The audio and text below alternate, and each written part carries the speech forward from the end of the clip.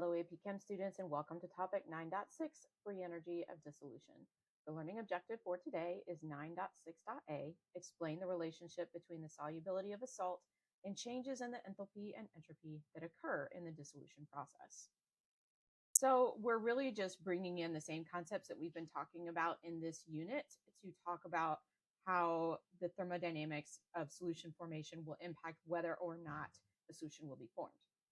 So you can kind of think about this as being broken down into three distinct steps. So now this is something that happens naturally. Nature does this simultaneously, automatically, but to help us think it through, we can think about happening in these three steps. So my steps are out of order compared to this picture, but we're going to go with it. So number one, overcoming the intermolecular forces holding the solid together. So here is the solute crystal in this picture. And then you can see that it requires a certain amount of enthalpy to overcome those intermolecular forces and spread out the solute particles, particularly if this is an ionic compound, then that would be quite a lot to overcome those positive negative interactions. Overcome some intermolecular forces in the solution to allow it to make space for and rearrange around the solute. So you can see that here. So we're spreading out the solvent. Not all the particles need to dissociate from each other, but some of them do to accommodate space in the solution for the solute.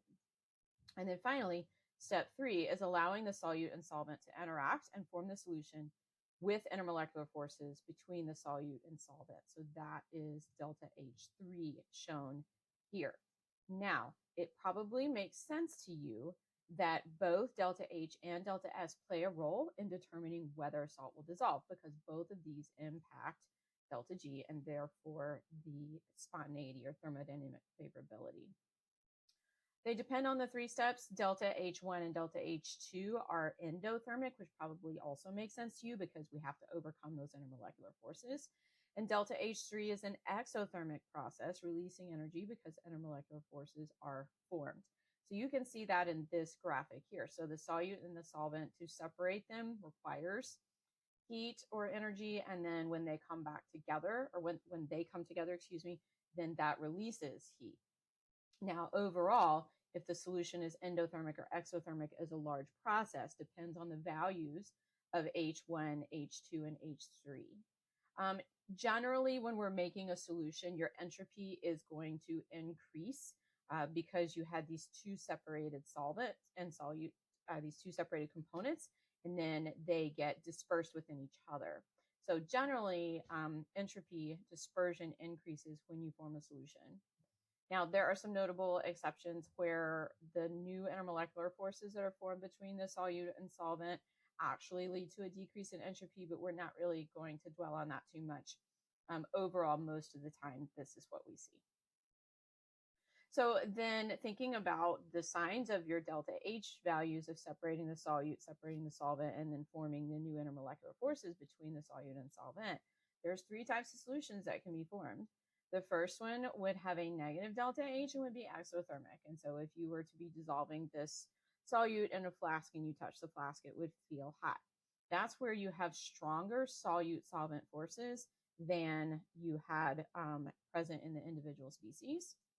You can have a positive delta H where you have weaker solute solvent forces. So the intermolecular forces formed between the solute and the solvent are less strong than the intermolecular forces, the sum of the intermolecular forces in the pure substances.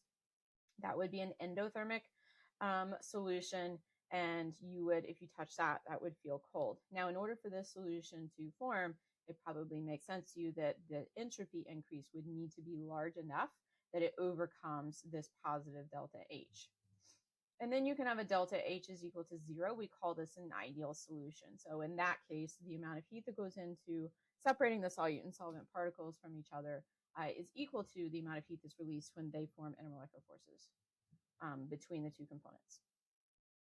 So while the signs and magnitudes of the various values of delta H and delta S can be estimated, it can be difficult to determine the overall delta G for the process if you don't know any other information about it, because of the number of steps, the influences, and the values of the thermodynamic properties for the dissolving process. So for that reason, you're going to be given information that will allow you to determine if it's thermodynamically favorable or not. So let's look at a practice. So this is kind of a long practice, and I would not, if this question was on the AP exam, this would be broken down into multiple parts, part A, part B, part C. But you can do it all in one go, and it can be asked like this. So is ammonium nitrate soluble at 25 degrees Celsius? Calculate the value of the KSP using the data shown and justify your answer with a discussion of this value. So if you want to try this on your own first, please go ahead and pause the video now because I'm about to go through the answer. Okay, so there's the reaction. And actually on the AP exam, this would be fair game for them to ask you in, let's say, part A, for you to write the net ionic equation for the dissolution of ammonium nitrate, especially if, and they would give you the formula of the solid, but then you would need to know that it breaks into the two polyatomic ions of ammonium and nitrate. Now, just by looking at this compound, we would expect it to be soluble because we have snap ions that are present here. We have the N in snap is nitrate, and the A in snap is ammonium. So we do expect this to be soluble, but let's do the calculations and see if that validates at 25 degrees. So we're going to start by calculating the delta H standard for the reaction, because ultimately what we want to do is determine the value of K. And in order to determine the value of K, we need to determine the value of delta G. In order to determine the value of delta G, you need to determine the value of delta H and delta S. So again, I would expect this to be a multi-step question on the AP exam. And the first question would reasonably be, again, the net ionic equation. It could follow up by asking you to write the K expression, and then they could ask you to calculate the delta H standard. They could ask you to calculate the delta S standard. They could ask you to calculate the delta G, and then they could ask you to calculate the K. That's kind of what that could look like. So anyway, back to the problem. So plugging in values of delta H. Now this table is a little bit sloppy. There's no units here, but we're going to just expect that the units would be kilojoules per mole. And so then this would be equal to 28.1 kilojoules. Then for your delta S, again, by the way, this is a screen grab of what the drop down of this section looks like on Bluebook when you'll be taking the exam. So we'll plug in values for delta S here. Again, products minus reactants, but this is 1 to 1 to 1, so we don't need to worry about coefficients. When you solve for your delta S, you get, 108.7 joules. Notice this is kilojoules and this is joules. So now we're going to plug into our equation of going home to supper. Delta G is equal to delta H minus T delta S. So we've got our delta G is equal to 28.1 kilojoules minus 298, because you have to add 273 to Celsius to get to Kelvin. And then I just converted the delta S into kilojoules. That's what I typically do because we typically report delta G in kilojoules. And so then that would be negative 4.29 kilojoules per mole. Now we can use this value to plug into delta G is equal to negative RT natural log of K. And so we have this value here. So now I'm going to have to convert my delta G into joules so I can use it in this equation. And as a reminder, you use the value of R, that is 8.314 joules per mole Kelvin, which can also be found on your equation sheet, but it is in the gases, liquids, and solutions, I believe is the title of that section. So you do have to go to a different section to get the value of R.